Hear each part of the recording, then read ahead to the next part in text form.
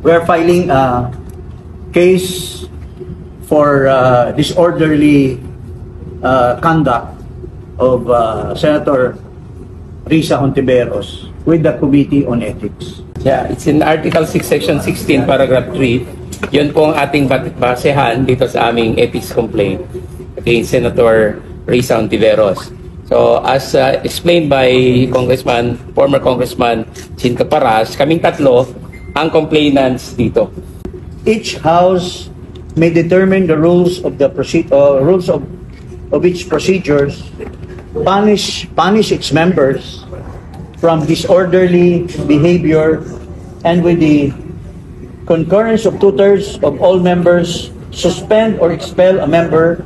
A penalty of suspension when imposed shall not exceed 60 days. So,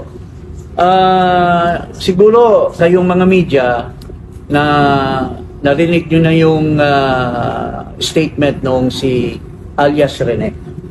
No? Itong si alias Rene, nagsabi siya na binayaran daw siya ng 1 million ni Senator Risa Hontiveros through her underlings to testify. Prior to that, nag-testify siya kasi she was asked to testify with some consideration. Ang atin naman, hindi naman kami sabi conclusive. Pero dapat may venue for which a senator should be answerable for their offenses. No? Sabi sa ating saligang batas, dapat ang Senado lang ang makadisiplina ng kanilang sariling miyembro. The issue here is not whether we believe or not. That is why we want the Senate to investigate. The issue here is due process.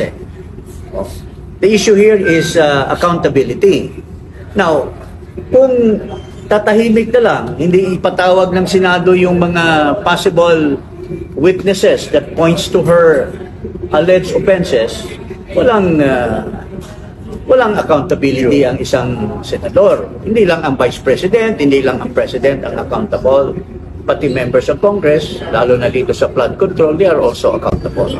Tama naman si Hontiveros, this is nothing new. Kasi kaya lang, she has been getting away with so much for so long a time. Nag-umpisa pa, partner, di ba yung kay Kian? Yes. Na kinuha niya yung mga witnesses, nagpatulong sa amin yung magulang para kunin yung mga minor na kinuha ni Senator Hontiveros. Pangalawa yung sa Farmally. Nag-testify, may affidavit yung mga witnesses sa Farmally na binayaran daw sila para mag-testify falsely against Farmally executives. Pangatlo, yun na ngang kay Murillo. So pattern na po ito eh. Someone has to tell her, stop, hindi na tama ito. Especially, di ba, noon, nung congresswoman siya, di ba, may allegations din doon sa corona impeachment that she fabricated evidence. Hindi po pwedeng ang isang miyembro ng upper chamber ay nag-iimbento ng ebidensya. Ngayon, may latest na naman siya. Nag-cite siya ng jurisprudence. Mali naman pala. We cannot allow this to continue. Itong sa yung kay Kian, that was in 2017. Kinukup niya yung mga bata na possible witnesses. In fact, we wanted to bring her to justice. Nag-file kami ng kaso. Attorney Malyari, Attorney Ifurong, and myself, we filed a case against her for kidnapping of minor sa ombudsman. Pero we felt that there was an injustice dahil after we have filed the case, wala na, parang bula na lang. Tapos itong 2 weeks ago, pumunta ako doon, na-dismiss na pala. Hindi ko natanggap yung papeles. Wala akong kopya nung kanyang supposed to be answer sa complaint, counter affidavit. And walang ano. So, we are now reiterating our complaint for kidnapping of minor and other obstruction of justice. That is up to the ethics committee, sa mga members ng ethics committee. If she's found answerable, then syempre may accountability yan. And it's up for the Senate members to provide the proper penalty for such an offense if she is found guilty for committing such offenses. We are not saying that she's already guilty, kasi she's entitled, as everyone else, to due process of law. Just to respond dun sa may preemptive statement si Senator Ontiveros na harassment ito at mag-concentrate na lang sa mga importanteng bagay. I would like to tell Senator Risa, ma'am, importante din po to preserve the integrity, the probity, and the reputation of the upper chamber as the chamber that is supposed to be composed of elder statesmen.